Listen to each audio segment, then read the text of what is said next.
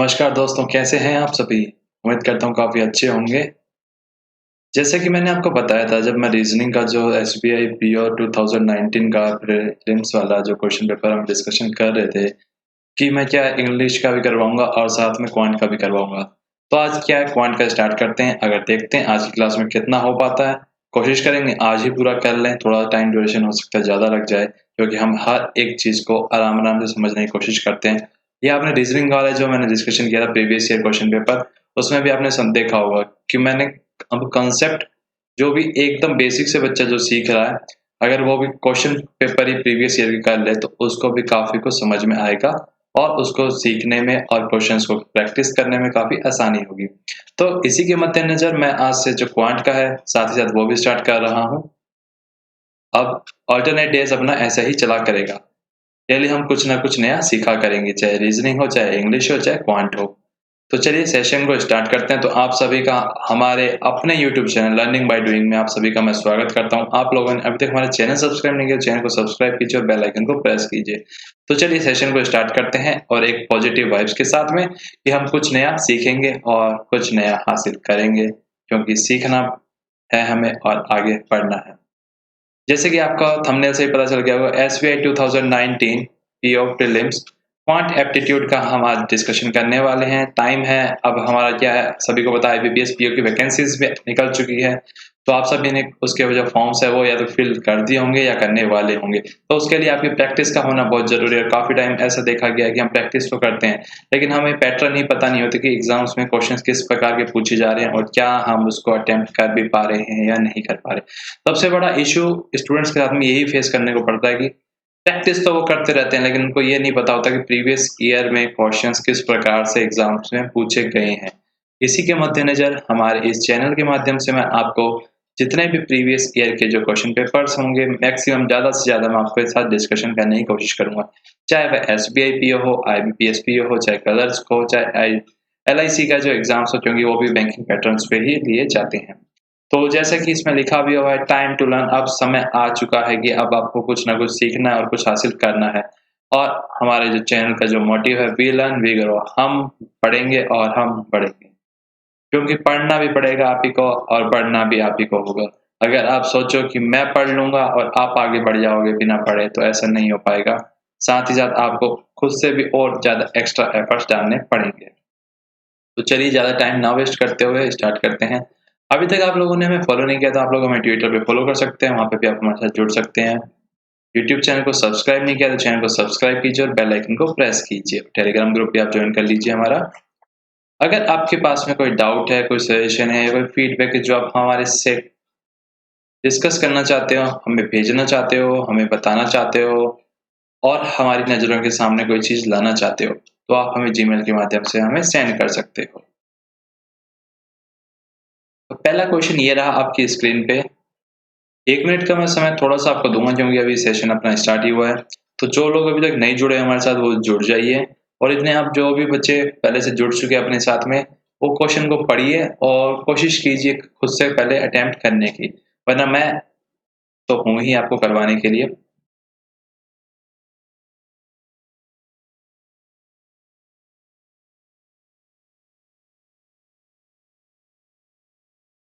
तो चलिए स्टार्ट करें सेशन को।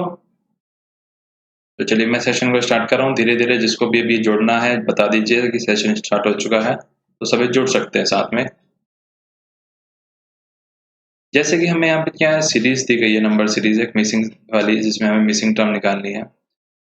15 दिया गया है,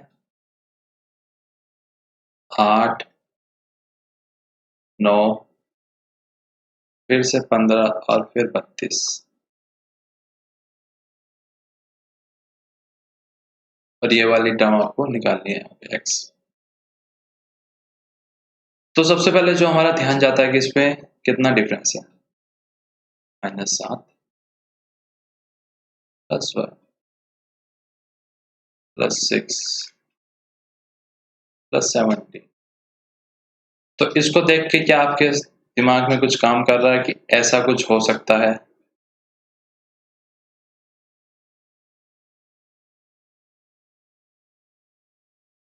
ऐसा तो कुछ नहीं जा रहा।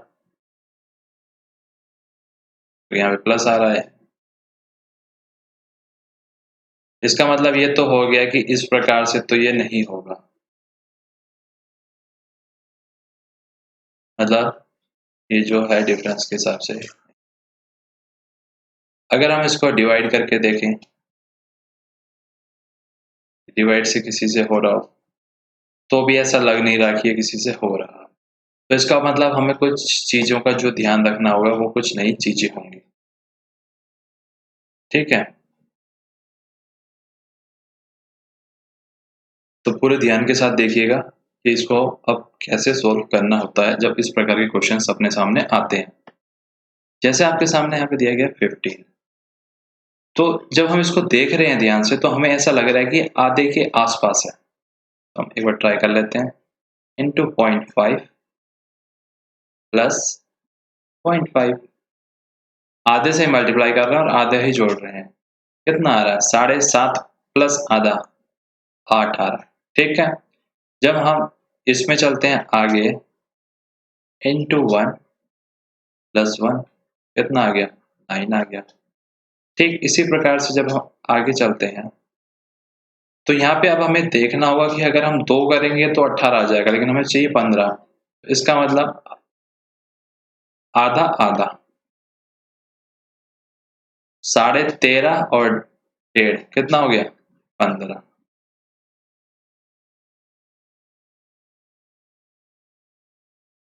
32।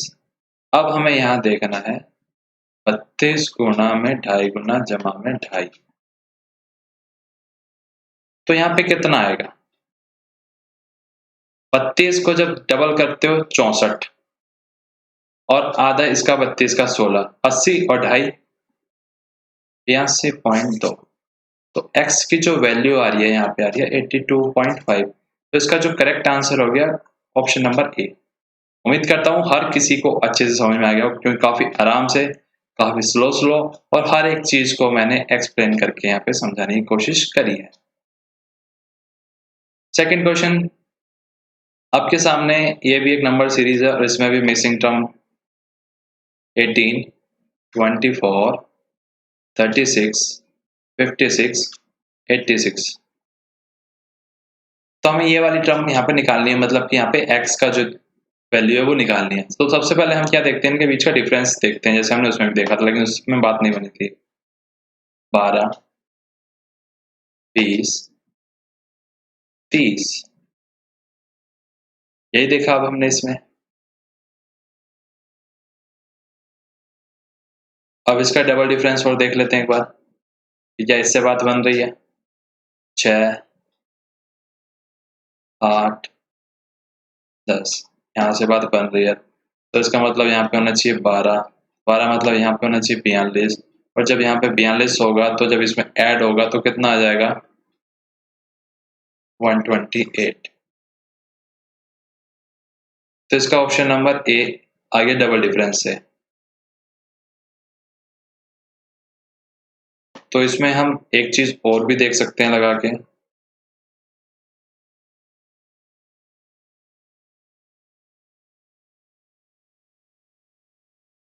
18, 24, 36, 56, 86, और हमें यहाँ पे x निकालना है।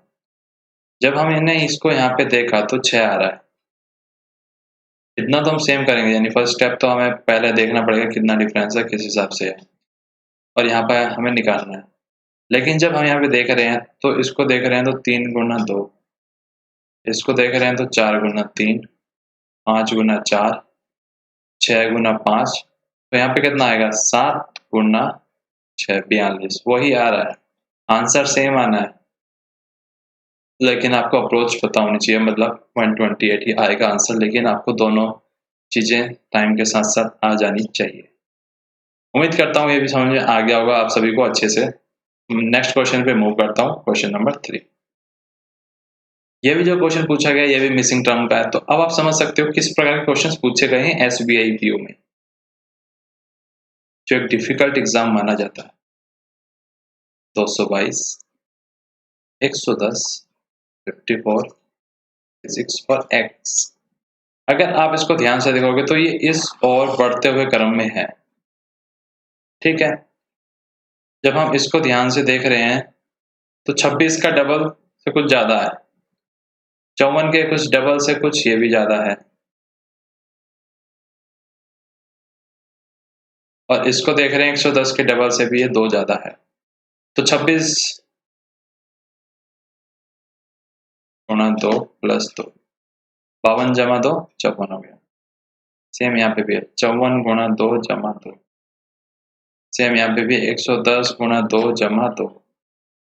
ठीक इसी प्रकार से अब हमें इसके 2 घटा देने हैं, तो 24 12 गुणा 2, तो यहाँ पे कितना आएगा, यहाँ पे x की वैल्यू आ गई 12। मैं दिखा देता हूँ, 12 गुणा 2 जमा में 2, तो 24 जमा 2 इज इक्वल टू में 26, तो 12 इसका करेक्ट आंसर हो गया। ये भी आपको अच्छे से समझ में आ गया होगा, क्योंकि अब हमें इसमें ध्यान ये देना था कि इस ओर पढ़ रही है, तो यहाँ पे हमें थोड़ा सा कि भाई इस ओर से हमें सोचना पड़ेगा। करने को इधर से भी हो जाएगा, लेकिन ये थोड़ा सा ट्रिकी होगा, तो हमें एग्जाम में कम टाइम में ज्यादा से ज्यादा क्वेश्चंस करने होते हैं। वो नेक्स्ट क्वेश्चन दिया गया आपके सामने 2 1 1 1.5 3, और यहाँ पे आपको x की वैल्यू निकालनी है। तो जब हम इसको देख रहे हैं तो हमें एक चीज पता लग रही है कि ये इसका आधा है, ये इसका 1 गुना, ये इसका 1.5, ये इसका डबल। जैसे मैं आपको यहाँ पे नीचे दिखाता हूँ, 2 इंटू में 0.5 एक इंटू में एक, एक इंटू में 1.5, 1.5 इंटू में 2, 3। यहाँ पे कितना आएगा, क्योंकि जब हम नेक्स्ट वैल्यू तो लिखेंगे ना, आधा 1 1.5 2, तो यहाँ पे 2.5 यानी 2.5 आएगा, तो 7.5 आ गई वैल्यू। x की वैल्यू जो यहाँ पे आएगी वो आएगी 7.5, ऑप्शन नंबर सी। अच्छे से समझ में आ रहा होगा हर किसी को, कहीं पे कोई डाउट हो तो पूछ सकता है, कोई दिक्कत की बात नहीं। नेक्स्ट क्वेश्चन 26 63 124 215 और ये x। अच्छा, किसी का डाउट हो सकता है कि मैं x क्यों मार रहा हूँ, जिससे कि हर किसी को ये समझ में आ जाए कि यहाँ पे जो क्वेश्चन मार्क है वो हमें फाइंड आउट करना है, इस वजह से बस मेरा x लेने का पर्पस है यहाँ पे। अगर जब हम इसको चीजों को ध्यान से अगर देखें तो 26 63 124 215 और x, ये किसी ना किसी स्क्वायर या क्यूब के आसपास की फिगर्स है, क्योंकि जहाँ पे भी आपने प्रैक्टिस करी होगी, सीखा होगा, वहाँ पे आपने जाना होगा कि क्या क्यूब रूट होते हैं और क्या स्क्वायर होते हैं और क्या स्क्वायर रूट होते हैं। तो मैं कह रहा हूँ किसी के या तो स्क्वायर के आसपास की फिगर है या फिर किसी के क्यूब के आसपास की फिगर है। तो अगर हम देखें तो यहाँ पे देखो दो चीजें अपनी होती है पहली बारी में, एक 25 आता है और एक 27 आता है, लेकिन जब हम यहाँ पे देखते हैं तो वो एकदम पास में 64 ही आता है, ठीक है। यहाँ पे जब हम देखते हैं तो 121 आता है, लेकिन वो तो हो जाता है दूर, यहाँ पे 125 ही आता है, यहाँ पे उसी प्रकार से 216 ही आता है। तो नेक्स्ट हमें देखना है तो इनमें क्या कंसेप्ट लग रहा है, मैं आपको वो बताता हूँ। ऐसे ही 25 तो आया नहीं, 3 का क्यूब, 3 और 3 9 और 9 और 3 27 में से -1, 4 का क्यूब -1, 4 4 16, 16 4 64, -1 63, 5 का क्यूब -1, 5 25, 25 पंजे 125 -1 124। हर एक चीज को मैं आपको बता रहा हूँ तो ध्यान रखना ये चीजें भी। 6 6 36, 36 6 216 -1 215। तो सेम यहाँ पे क्या आएगा, 7 का क्यूब -1, तो 7 का क्यूब होता है 3 4 3। किसी को याद नहीं है तो क्यूब याद कर सकता है। जब हम इसमें से एक माइनस करेंगे तो x की वैल्यू जो होगी वो आएगी 342। तो ये हो गया x की वैल्यू, यानी करेक्ट आंसर अपना क्या हो गया इसका 342। ये अपना इसका करेक्ट आंसर है। चलिए नेक्स्ट क्वेश्चन पे।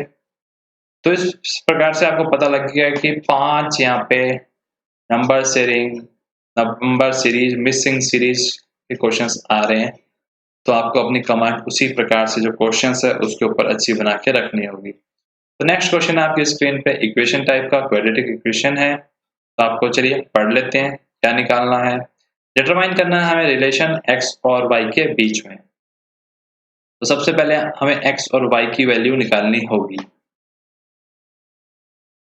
तो x और y की वैल्यू निकालने के लिए जैसे इक्वेशन 1 दी गई है आपको 5x प्लस में 2y इक्वल टू में 31।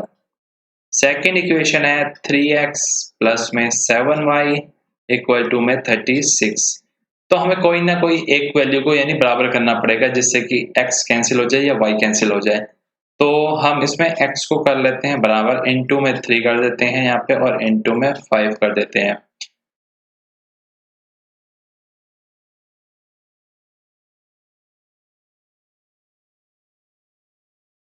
फिफ्टीन एक्स प्लस में 6y इज इक्वल टू में 93। 15x प्लस में 35y इक्वल टू में 180। कलर सेम होने की वजह से थोड़ा सा लीजिए कलर में चेंज कर।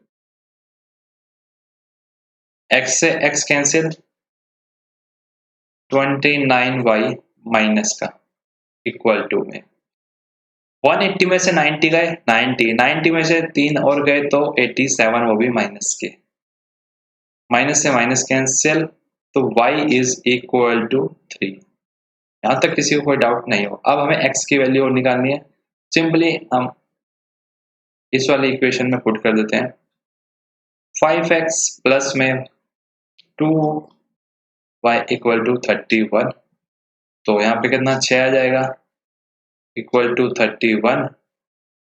5x हो गया, 5x is equal to 25, x is equal to 5। इससे हमें ये पता चला कि x की वैल्यू बड़ी है y से।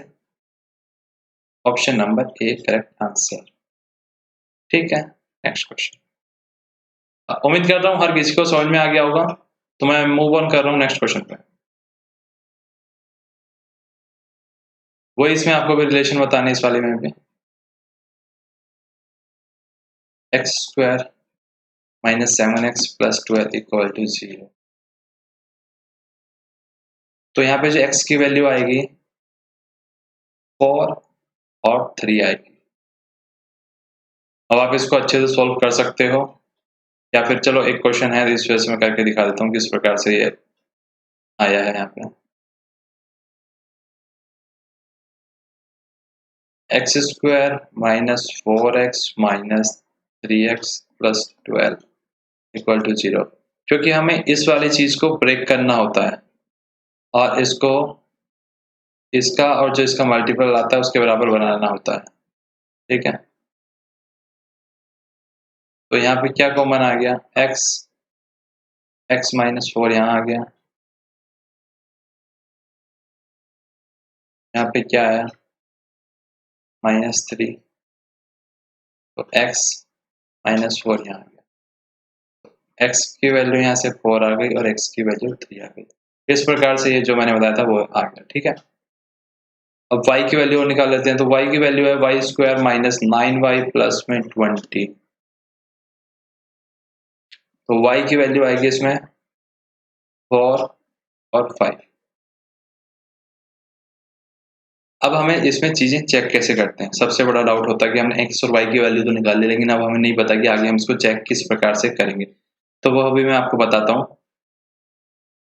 4 और 3 है, ये आपकी x की वैल्यू है, y की वैल्यू है यहाँ पे 4 और 5। सबसे पहले हम एक वैल्यू लेंगे y वाली, जिसको हम पहले चेक कराएंगे। जब हम इसको यहाँ देख रहे हैं बराबर है, इसको यहाँ देख रहे हैं तो ये बड़ा है। ठीक है, ये हो गया। ओके, मतलब जो पहले वाला केस है 4 और 3 को देख रहे हैं तो y बड़ा आ रहा है, बराबर आ रहा है। सेकंड 4 बराबर है। 5 से जब हम देख रहे हैं तो 4 छोटा है यानी 5 बड़ा है। 3 से भी 5 बड़ा है, तो इसका मतलब ऑप्शन नंबर डी, एक्स छोटा है वाई बड़ा है, बराबर और बड़ा। ठीक है, यहाँ तक किसी को कोई डाउट नहीं होगा। तो चले नेक्स्ट क्वेश्चन पे। सेशन काफी अच्छा है, प्रैक्टिस करते रहिए और सीखते रहिए। आपके सामने है नेक्स्ट क्वेश्चन स्क्रीन के ऊपर, एक्स प्लस 1 का होल स्क्वायर इक्वल टू में 12 का स्क्वायर। इसको मैं सॉल्व जैसे एक्स का स्क्वायर प्लस में 1 का स्क्वायर प्लस 2x, ये भी होता है, इक्वल टू में 144। ओके, क्योंकि इसकी इक्वेशन बना लेते हैं पूरी। X square plus 2x minus 143, क्योंकि उधर से इधर आएगा तो ये हो जाएगा। और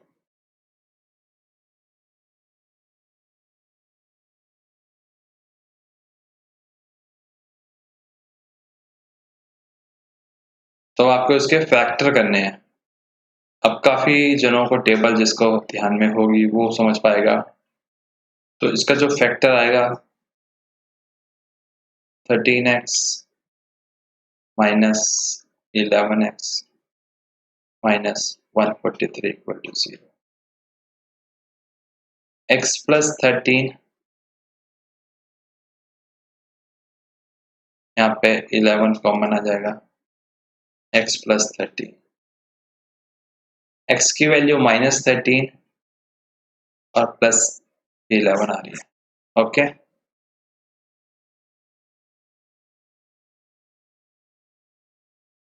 सेम वैल्यू y की भी आने वाली है। किस प्रकार से मैं कह रहा हूँ, क्योंकि जब आप इक्वेशन देखोगे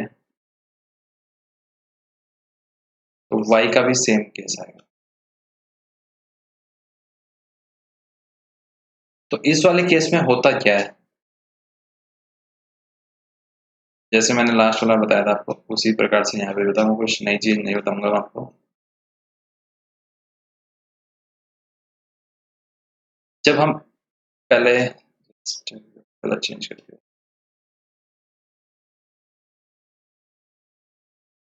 पहले केवल मैं आपको इतना बताता हूँ, 13 इक्वल है माइनस का 13 और प्लस का 11, कौन सा बड़ा होता है?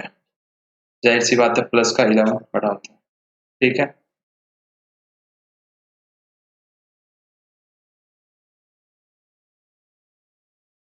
इस बार जो मेरी कैलकुलेशन होगी वो होगी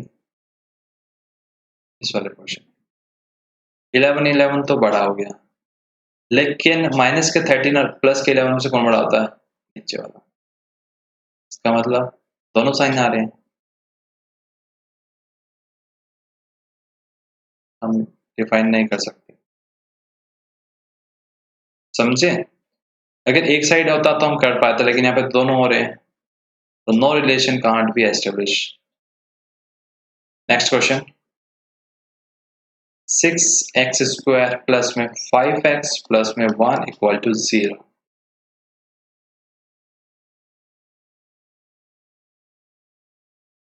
एक्स स्क्वायर प्लस में 3x plus 2x plus 1 equal to 0।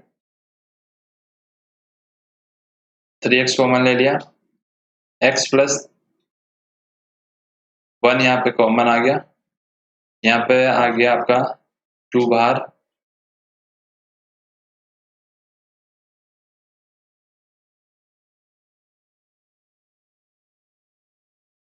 x plus 1।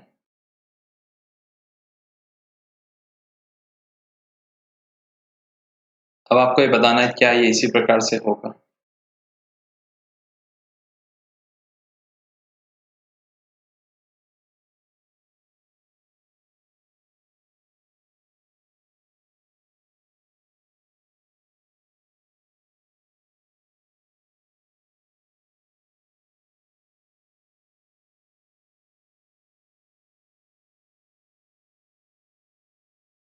तो इसमें हमने क्या मिस्टेक करी वो जानते हैं। यहाँ पे हम का 2 लिखना भूल गए, तो हम यहाँ पे 2 लिखना भूल गए, उसी प्रकार से यहाँ पे भी क्या आएगा, जो कॉमन होगा यहाँ पे 1 common.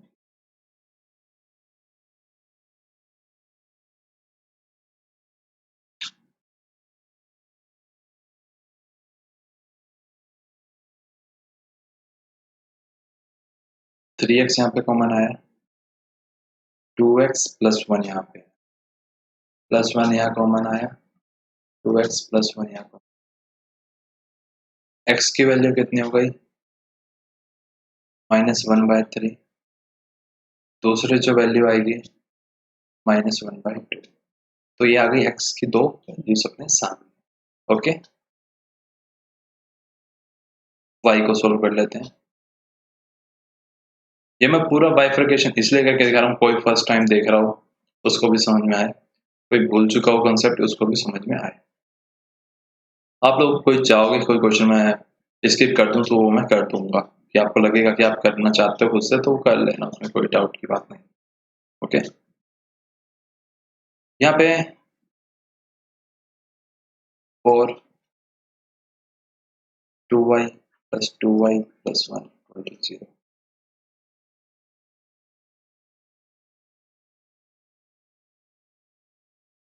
To Y plus 1 plus 1 y plus 1 equal to 0.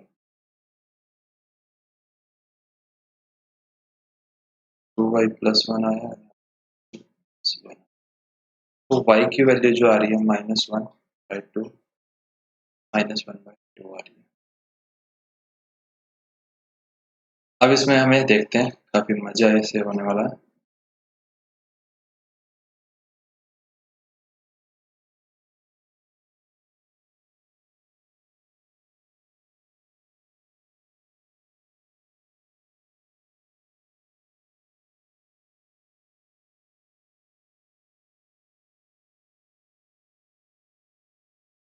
यही आ रही है दोनों वैल्यू, अच्छे समझ में आ गया? कोई डाउट, कोई समस्या, कोई परेशानी तो नहीं आ रही किसी को भी?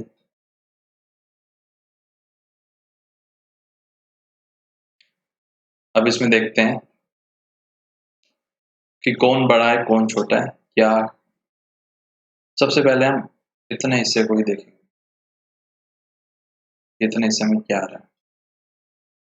जब हम इसको और इसको देख रहे हैं तो इक्वल टू आ रहा है, इसको और इसको देख रहे हैं तो कौन सा बड़ा आएगा ये अब आपको बताना होगा, तो मैं आपको अच्छे से समझा देता हूँ। देखो ये आधा है 0.5 माइनस का, और ये है 0.3 माइनस का। अब आप बताओ कौन सा इसमें बड़ा होगा? जाहिर सी बात है यही बड़ा होगा, ऊपर वाला।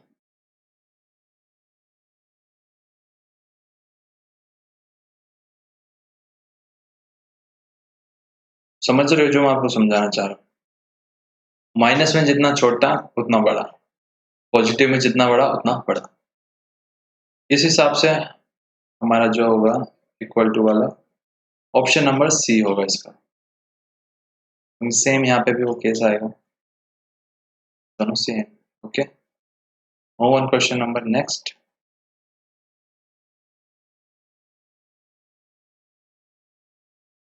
x square minus 16x plus 64 equal to 0. X square minus 8x minus 8x plus 64 equal to 0. X minus 8, x minus 8, x की वैल्यू 8 आ रही है दोनों। ओके, y का है यहाँ पे 64, y की वैल्यू आएगी, जो भी जब स्क्वायर में होता है तो उसको प्लस माइनस हम दोनों लेके चलते हैं। इस केस में क्या होगा आइए जान लेते हैं। 8 8 8 माइनस 8, ये x है और ये y है, तो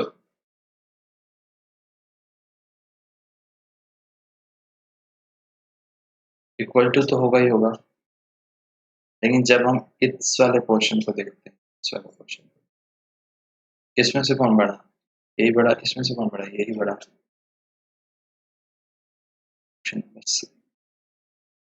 एक्स बड़ा है। अब आपके सामने आ गई आपकी फेवरेट डी आई।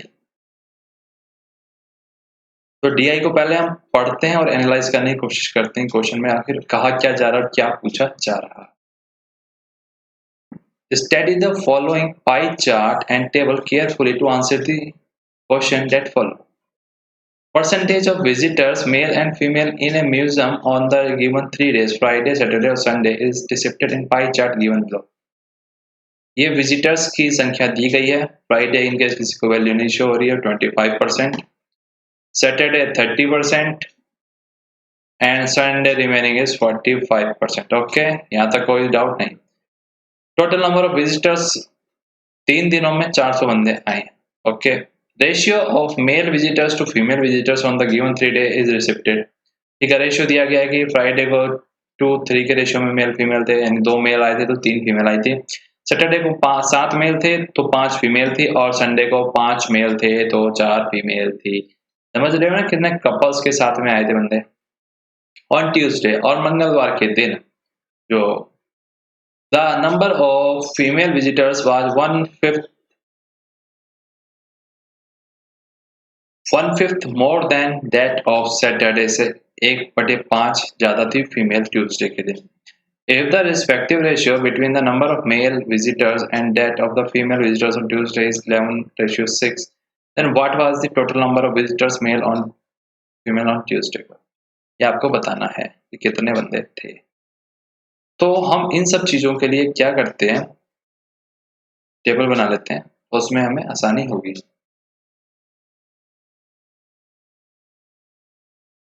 सबसे पहले यहाँ पे हम डेज लिख लेते हैं. तो कितने डेज हैं? फ्राइडे, सैटरडे और संडे, और ये ट्यूसडे जो हमें बताया गया है, इसको कलर चेंज कर लेते हैं. ये ट्यूसडे जो अलग से. ओके, यहाँ पे परसेंटेज लिख लेता हूं मैं.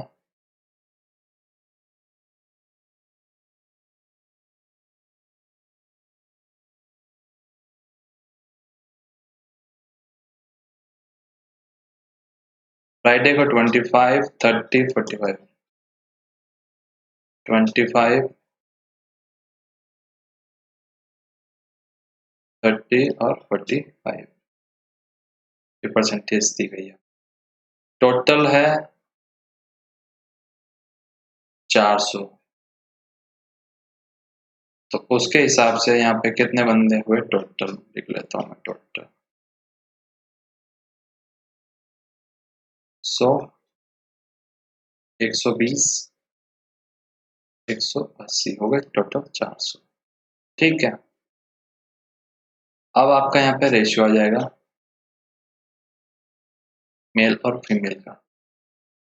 कितना कितना इसमें मेल का क्वेश्चन था. 2 3 7 5 5 4 2 3 40 और 60, 7 5 70 50 100 और 80. ये मेल फीमेल का अपने पास आ गया यहाँ तक का डेटा. अब क्या कहा गया है? On Tuesday the number of female visitors are 1/5 ज्यादा है कब से? सैटरडे के.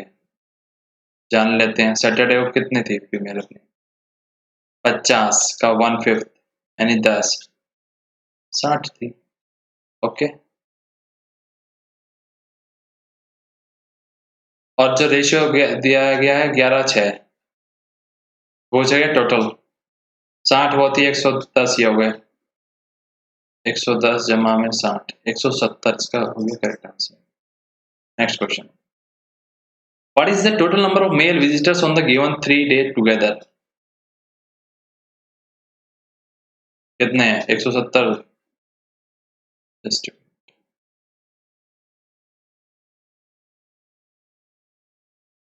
210.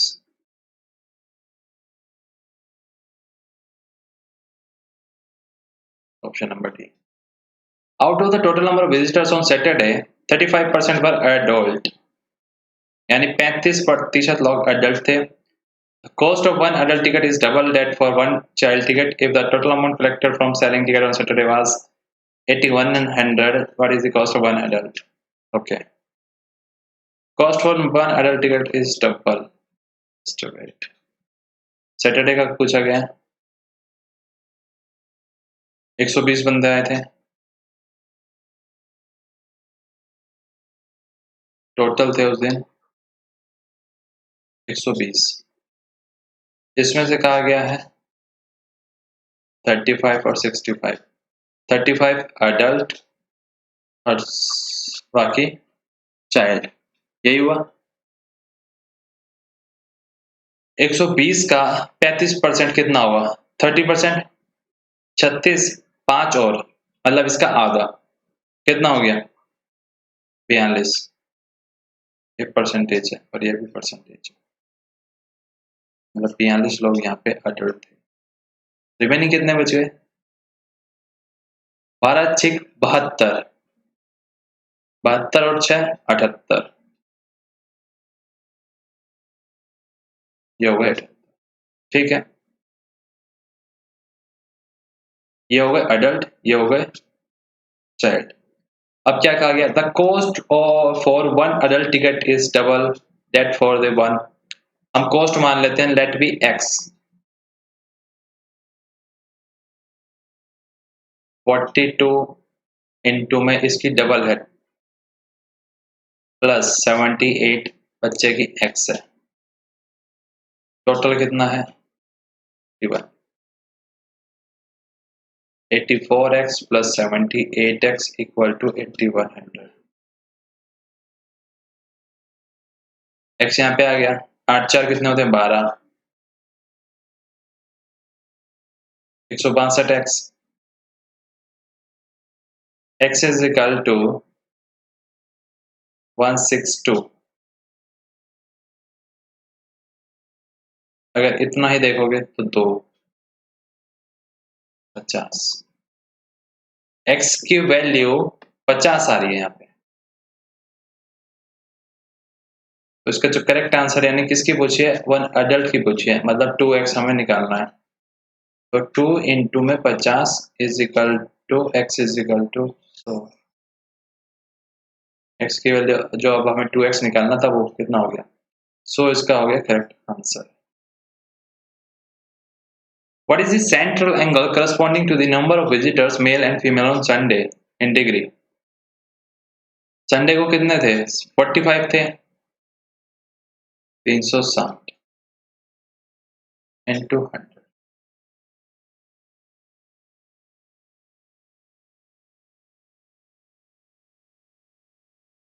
नहीं था ना?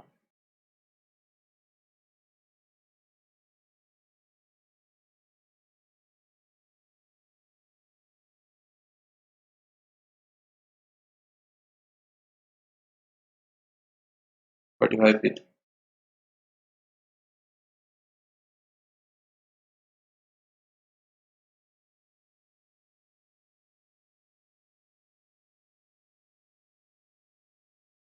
यही गलती हम अक्सर करते हैं इसी चक्कर में, बहुत जल्दीबाजी में। लेकिन जब हमें सेंट्रल एंगल निकालना होता है तो हमें मल्टीप्लाई करना होता है।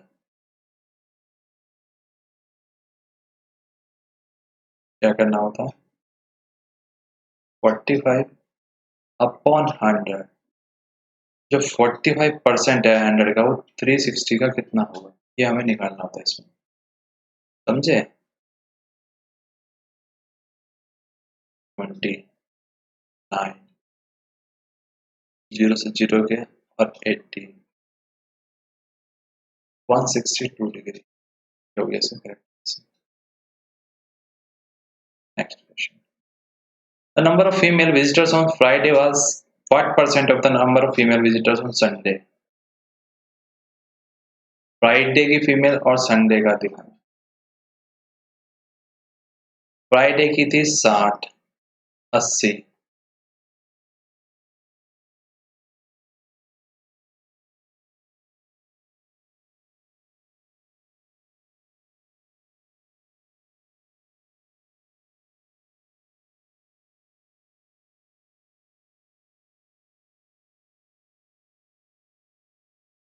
Seventy five.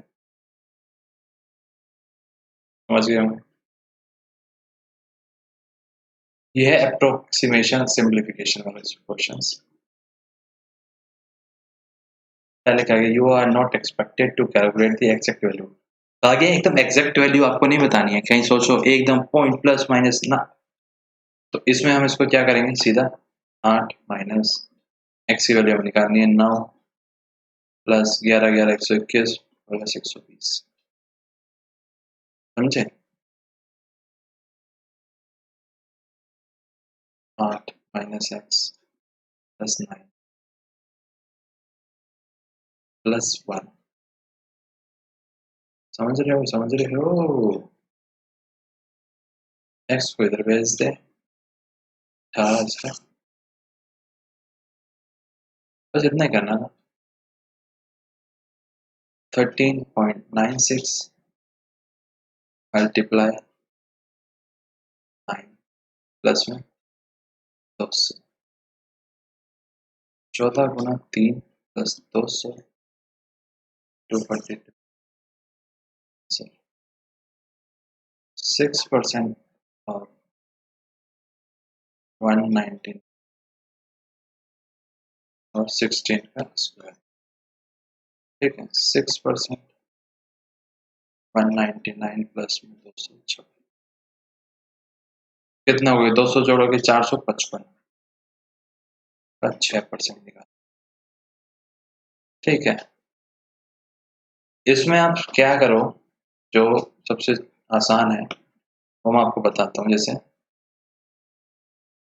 45 है, इसको 6 करोगे, 45 का डबल 90, 90 हो गया, 90 का डबल 180 और फिर उसमें और 90 जोड़ दोगे तो 6 हो जाएगा, यानी 270, 270 हो गया। तो 5 और बचे आपके, तो 6 पंजे 30। अब दोनों को डिवाइड आपको करना है ना। ये ऐसे हो गया, जब 5 का वो 30 हो जाएगा, तो यहाँ पे और यहाँ पे आपके आएगा आंसर जो आएगा 27.30 आएगा, तो उसका जो हो जाएगा अप्रोक्सीमेट 27। 1 में 14 को 15 कर दो, 1/4, 1/x is equal to 0, 1/x minus 1/4 is equal to 1/x, तो ये 60 हो गया। 4 माइनस 15 इज इक्वल, ठीक है। Minus 11 60 1/x minus 11x is equal to 60,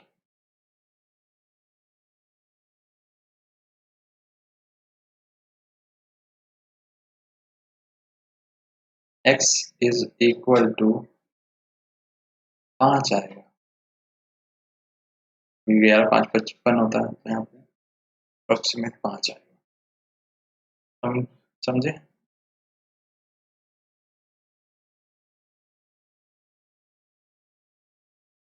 36 जमा में माइनस है, माइनस 121 अंडर रूट प्लस 121 11 का होता है, ये 12 का होता है, और माइनस 36 करना है, ठीक है। तो 36 में से 48 माइनस 11 37, इसको और भी करना था, +1 कर देते simply. A started business with 600 और बी 900 से। ए ने किया है 600 से और बी ने किया है 900 से। आफ्टर 5 मंथ बी ने छोड़ दिया, मतलब बी 5 ही महीने रहा, तो सी आ गया। सी ने 600 कम करी कैपिटल, यानी 300 से, बाकी पूरे महीने किया इसने। तब 7 और ये कितना हो गया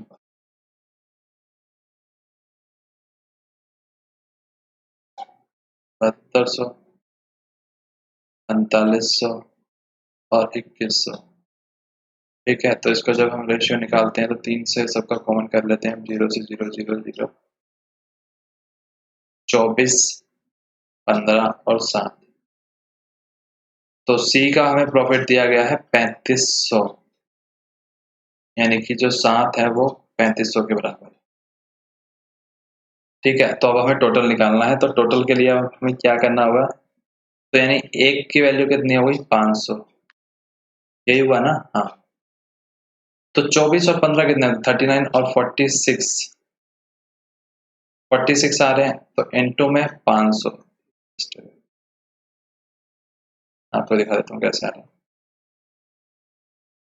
24 प्लस में 15 प्लस 7 इज इक्वल टू 46। जब हमें टोटल निकालना है तो 46 इंटू में 500, इसका आधा 23,000। ऑप्शन नंबर डी ये करेक्ट हो गया answer. Cost price of A is twice the cost price of B. CP की बात की जा रही है। ए की जो है वो ट्वाइस है, ठीक है, 2x x। फिर the selling price of B, SP, B की इज 3600,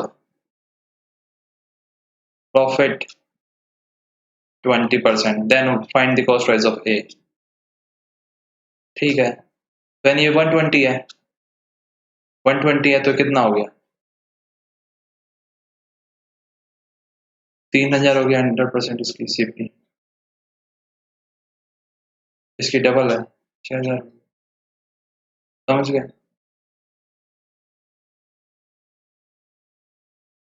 नेक्स्ट क्वेश्चन आपकी स्क्रीन के ऊपर ये रहा, काफी अच्छा क्वेश्चन है, चलिए पहले पढ़ लेते हैं। Train A crosses a vertical pole at a speed of 15 meter per second. 20 seconds. Speed of train A is 3 meter per second less than the speed of train B, and length of train B is 30 meter less than the length of train A. Find the time taken by train B to cross 270 meter long platform. Okay. तो सबसे पहले आपको पता होना चाहिए फॉर्मूले क्या होते हैं इसमें। Time is equal to distance upon speed, यही होता है। तो हम पहले का ट्रेन ए का निकाल लेते हैं। ट्रेन ए का क्या दिया गया आपको, टाइम दिया गया है कितना 20, डिस्टेंस नहीं दिया गया, स्पीड दी गई है 15। इस हिसाब से इसका डिस्टेंस हो गया 300। ओके,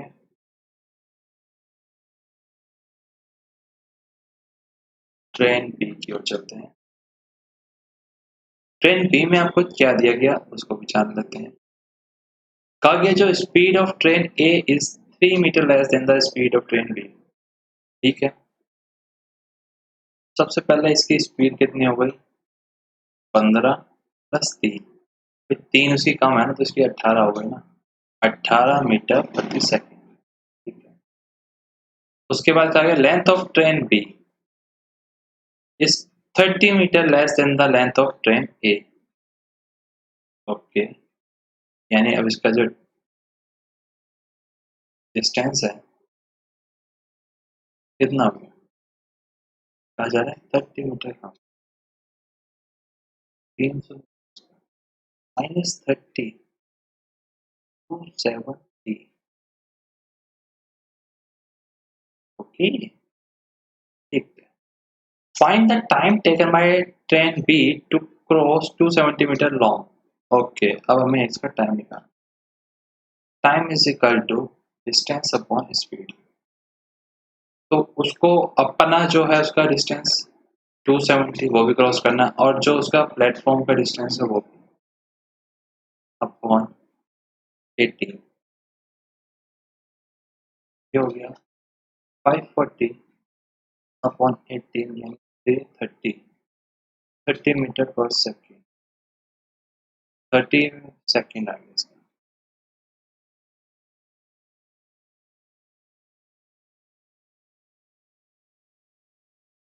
तो ये आप लोगों ने समझा। ये वाला क्वेश्चन हम करेंगे सबसे लास्ट में, और या फिर ये आप लोगों का अभी मैं कह रहा हूँ होमवर्क, इसमें थोड़ा सा टाइम लगेगा। तो पहले हमें एग्जाम्स के पॉइंट ऑफ व्यू से जो जो क्वेश्चंस पहले होने चाहिए वो कर लेते हैं। 4 year hence a sum of ages of A and B will be 16 years more than the sum of the present age of B and C। 4 साल के बाद जो सम होगा ए और बी का, वो 16 साल ज़्यादा होगा। सम ऑफ बी और सी।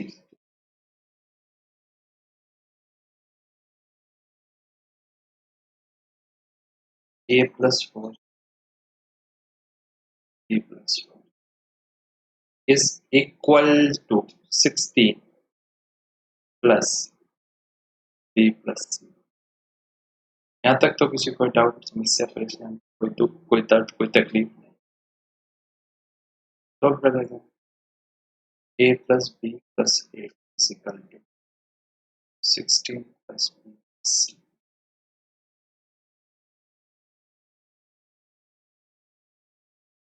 ए प्लस बी से तो बी चला ही गया, तो यहाँ पे A minus C is equal to, तो हमारे पास ये एक प्रकार की इक्वेशन आ गई।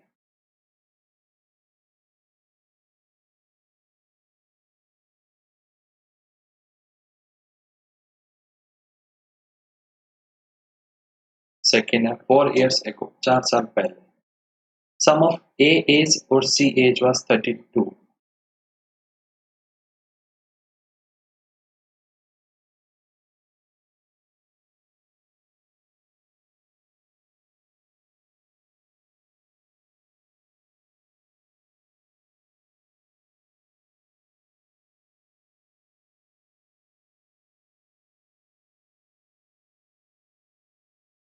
एक अपने पास ये आ गई।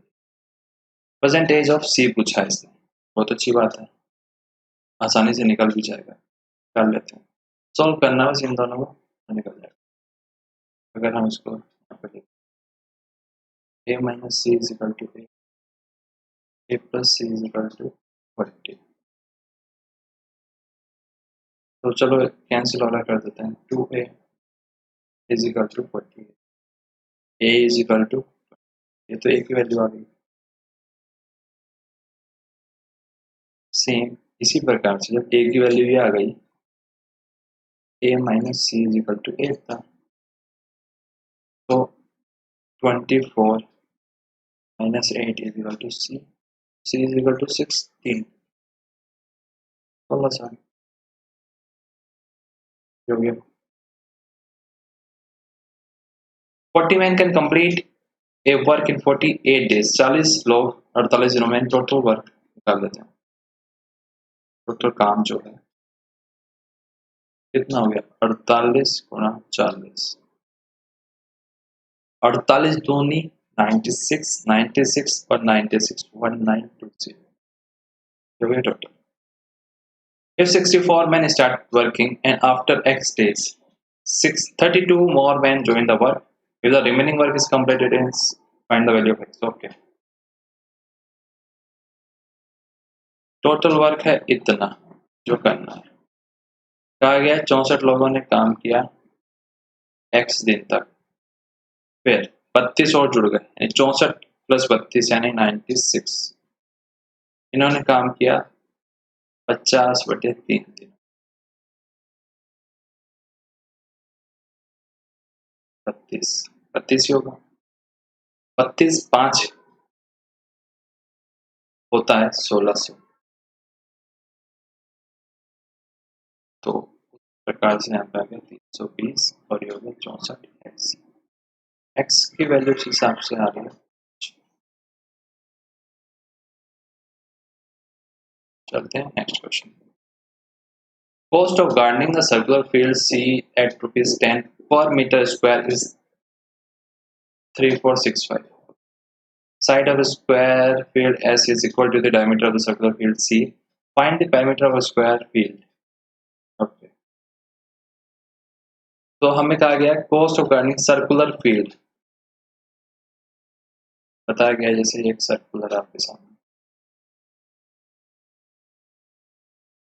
इस पे कोई गार्डन वगैरह करवाना, उसकी कॉस्ट पड़ी है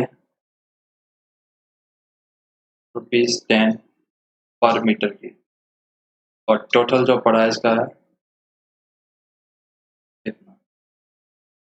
ठीक है, तो साइड ऑफ स्क्वायर, और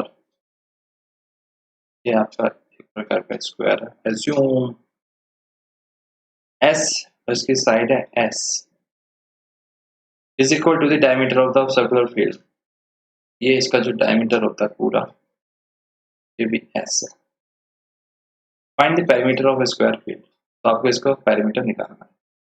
ओके, सबसे पहले हम निकालेंगे एरिया किसका, स्क्वायर का। तो स्क्वायर का होता है पाई आर स्क्वायर, इनटू में इसको 10 से गुणा कर देंगे जब भी हमारे पास ये आएगा।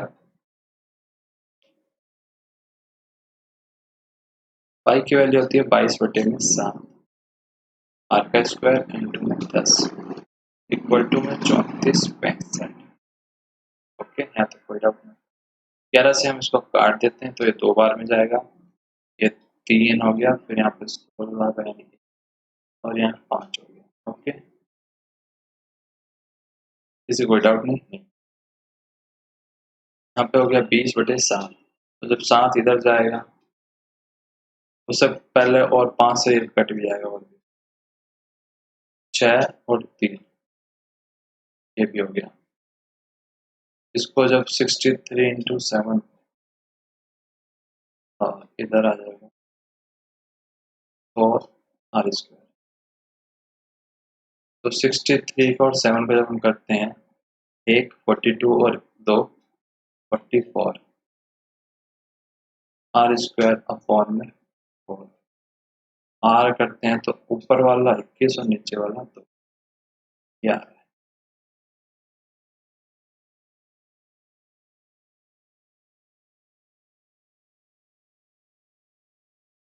और इसका जो होता है पेरीमीटर 4 पाई आर होता है,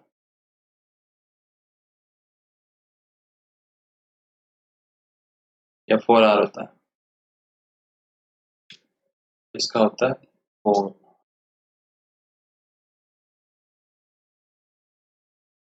ठीक है, लेकिन इसका तो एक पूरा है, तो हमें इसको 4 इंटू 2 इंटू 2 2 2 84 इसका correct. 4 years ago, the ratio of ages of A and B was 9:11, and 6 years hence, the ratio of ages A and B will be 7:8. Find the present age of B निकालनी है। जैसे ये एक आपकी life cycle है, ये हो गया करंट, कितना 4 साल पहले ना, -4 पे यहाँ पे, और 6 साल के बाद +6 पे यहाँ, तो टोटली ड्यूरेशन हो गई 10 साल की। अब क्या कहा गया, तो 2 बंदे हैं ए और बी, 4 साल पहले थे रेशियो 9 और 11, और 6 साल के बाद हो गया 7 और 8। ठीक है, यहाँ पे जब 2 का था, यहाँ पे 1 का कैसे हो, सबसे बढ़िया। तो यहाँ पे जैसे 2 है ना, हम 7-8 के रेशियो में इसको 2 बना के रखेंगे। जैसे 14 और 16 इसको हम चेंज कर लेते हैं, ट्राई कर रहे हैं, वरना जो दूसरा इसका सिस्टमेटिक फॉर्मूला वाला इससे कर लेंगे, इसमें क्या है।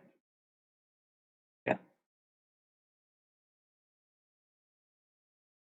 14 और 16 2 आ रहा है। ठीक है, अब हम यहाँ से देखते हैं कितना गैप है, से और यहाँ जब आते हैं 5 का गैप, यहाँ से यहाँ, समझे अब आप इस चीज को। अगर आप ध्यान से देखोगे तो अब हमें प्रेजेंट एज निकालनी है। जब 10 साल इज इक्वल टू 5 है, तो मतलब 1 साल में आधा,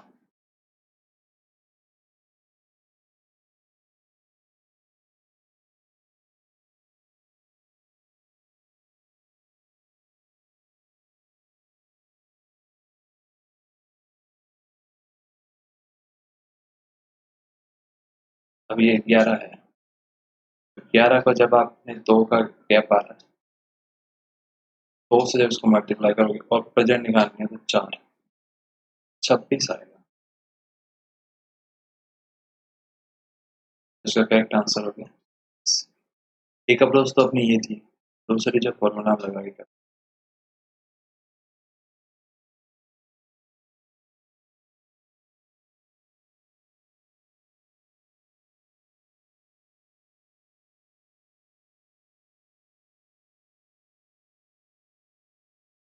9x 10 साल के बाद का, प्लस में 11x, प्लस में फिर 10 हो गया 7 हो। जब आप इसको सॉल्व करते हो तो भी यही चीज़ आएगी, तो ये सॉल्यूशन आप इसको हम करते। Okay, one next question. Cost price of the 2 chairs is same. 2 chair है, यहाँ डाल देता हूँ चेयर 1, चेयर 2, ये हो गया कॉस्ट प्राइस, यहाँ पे सेलिंग प्राइस और profit. Difference between their selling price is 90। ठीक है, इन दोनों का जो डिफरेंस आ रहा है 90।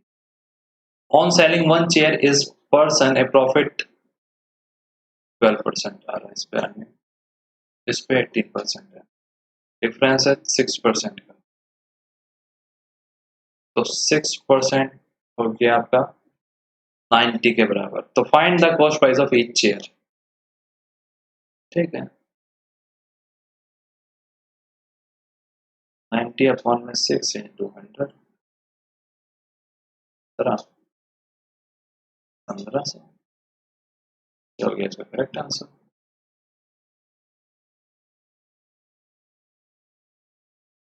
ये आपके आ गए DI से। The bar graph shows the total number of male and female lives in 4 different towns and table shows the number of male and female whose age are above 40 years से ज़्यादा वाले। Read the data carefully। 40 से ज़्यादा वाले दिए गए इसमें, और इसमें है total. Okay, find the average number of those males and females whose age are below equal to 40 from town A, C, D। Okay, निकाल लेंगे।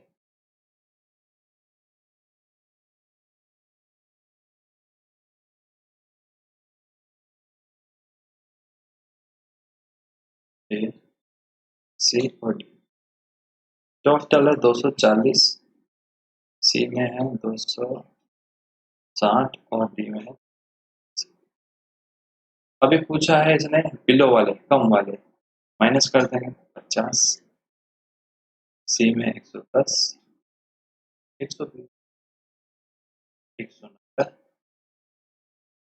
50, 200, टोटल 350, 540 डिवाइड बाय 3 करेंगे 180 आएगा। कहीं पे कोई डाउट नहीं होना चाहिए। नेक्स्ट क्वेश्चन बताएं। Find the ratio of those number of male and female whose ages are above 40 years in town A and B to those males and females whose ages are below equal to 40। Okay, A और B का हमें निकालना है जिनकी ज्यादा है, तो A और B के तो कितने है ना, A और B के तो 50,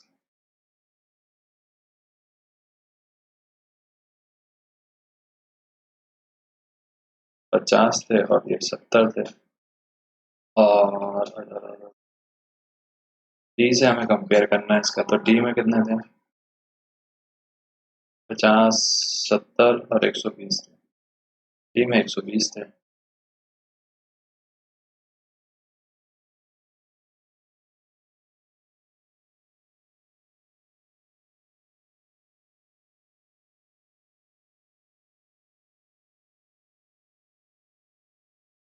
ये तो 120 हो गए, लेकिन इसने पूछा है यहाँ पे D वाले में बिलो पूछ रहा है, 120 तो ज्यादा वाले हैं, टोटल है कितने 320, मतलब तो आपको रेशियो बतानी है 120 और 200 के बीच में, 3 और 5।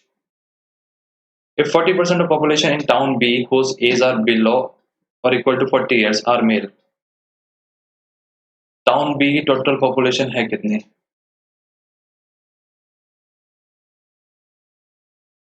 टोटल है 280 और इसमें से हैं आपके जो 40 से ज्यादा वाले हैं 70, ठीक है 210।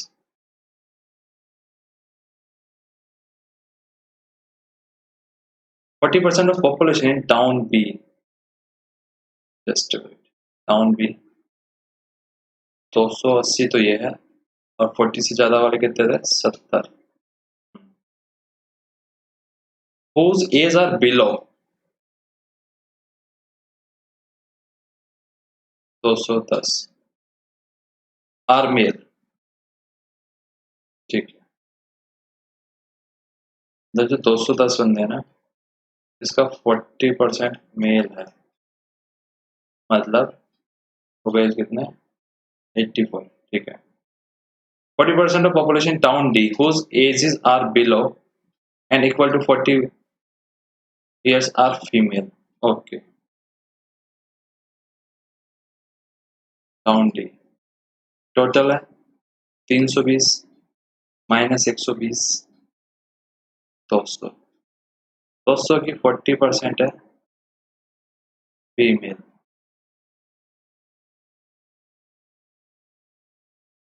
ठीक है, मतलब 80। Find the difference between the female of town B and D whose age, ठीक है। तो इसका हमें यहाँ पे फीमेल निकालना पड़ेगा जब हम उसको कंपेयर कर पाएंगे, हमें फीमेल ही पूछी है। 126। अब डिफरेंस बताना है,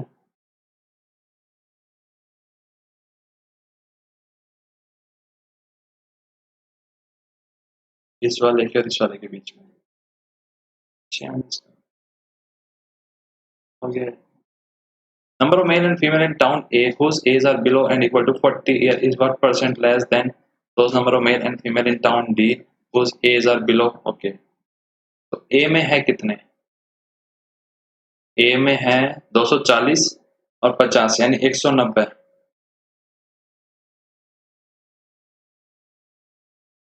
A में है कितने? 240 माइनस 50 इक्वल टू 190। उसके बाद में पूछा गया है किसके साथ में करना है? D के साथ में। तो D में है कितने? 320 माइनस 120 इज इक्वल टू 200। अब पूछा गया कितने परसेंट कम है D से, तो 10/200 इंटू में 100, 5, ओके। फिर पूछा गया यहाँ पे if in another town E, इसके अलावा ई टाउन बताया गया, total male and female are 10% more than the total male and female in town A, A से 10% ज्यादा, ठीक है। 264 240 plus 10%, and those male and female whose age are above 40 years is 20% more than those male and female। कहा गया है जो mail है जो 40% से ज्यादा है, 20% more than the total number of male and female ages are above 40% down C, ठीक है। C के 20% ज्यादा हो,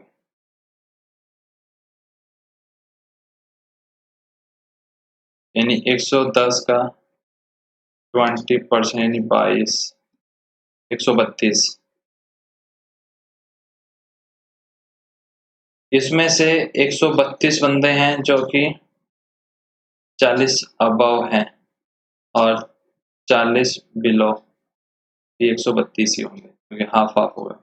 अब ये पूछ रहा है, जो भी पूछ रहा है तो इसका आंसर 132 ही आएगा इसमें। तो आज का last question, ratio of age A after 2 years to the present age of B is 5:6। Ratio of age of A 8 year hence to the age of B 6 year hence is 6:7। Find B present age। वही देखो life cycle है, ये current, और एगो कितना करना है, -2, और बढ़ाना कितना है, +6, मतलब टोटल हो गया यहाँ पे कितना, 8 साल का। अभी क्या पूछ रहा है, ये बता रहा है ratio of age A after 2 years to the present age of B, 2 साल के बाद।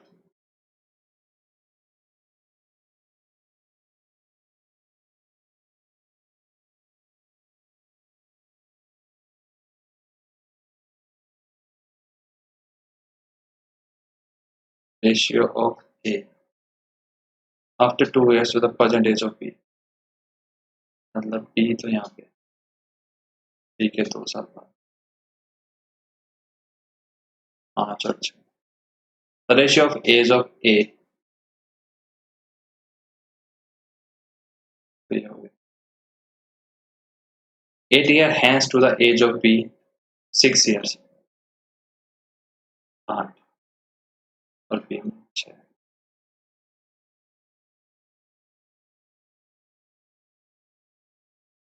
6 और, ठीक है। अब अगर हम देखें तो इसमें पीछे का तो नहीं, लेकिन आगे की ओर जा रहा है, तो इसमें तो क्या है, टोटल 8 साल आ रहे हैं। हाँ इसमें भी 8 ही रहे, ठीक है। डिफरेंस कितना है, एक एक ही आ रहा है दोनों, ठीक है। अब हमें करनी है find B present age, B की प्रेजेंट एज हमें निकालनी है।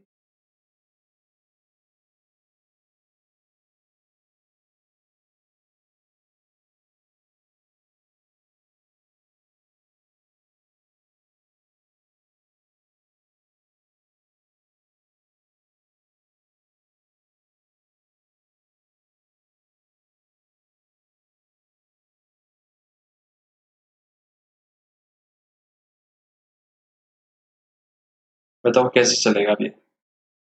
The ratio of age A after 2 years to the present age of B is 5:6, and the ratio of age of A 8 साल के बाद to the age of B 8 year, A की 8 साल के बाद होती है और B का 6 साल के बाद, 6 और 7 का रेशियो हो जाता है।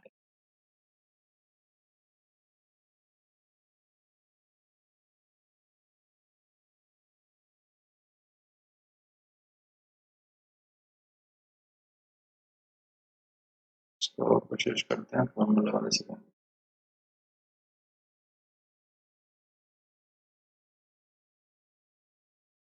A plus 2 B equal to 5/6, और the second equation is A plus 8 B plus 6 6/7,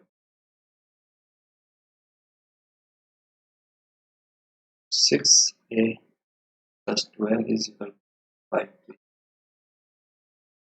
7A plus 6B plus 36,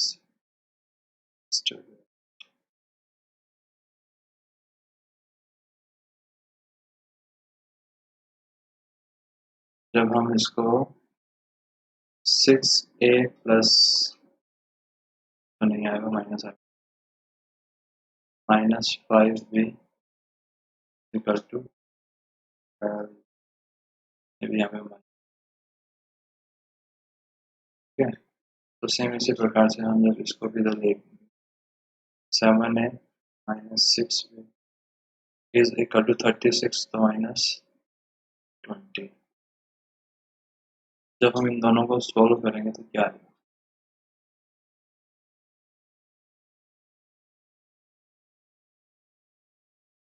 6 से -5B इज इक्वल टू, तो हमें किसी एक को तो करना ही पड़ेगा, तो इसी को कर लेते हैं।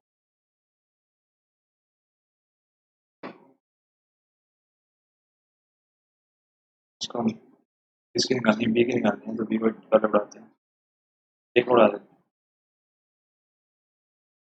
6 से इसको मल्टीप्लाई कर देते हैं और इसको कर देते हैं 5 से मल्टीप्लाई, तो 36A 30B -72 5 है -30 भी -100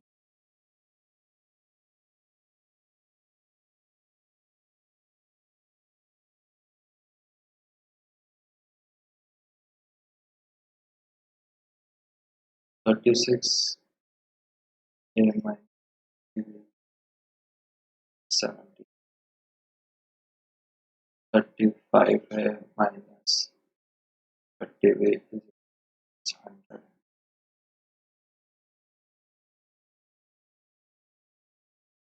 so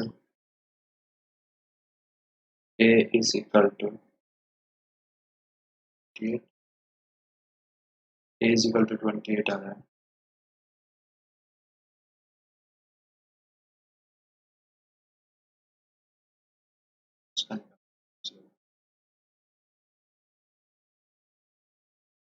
6 -5 is equal to 12 ठीक है 28 गुना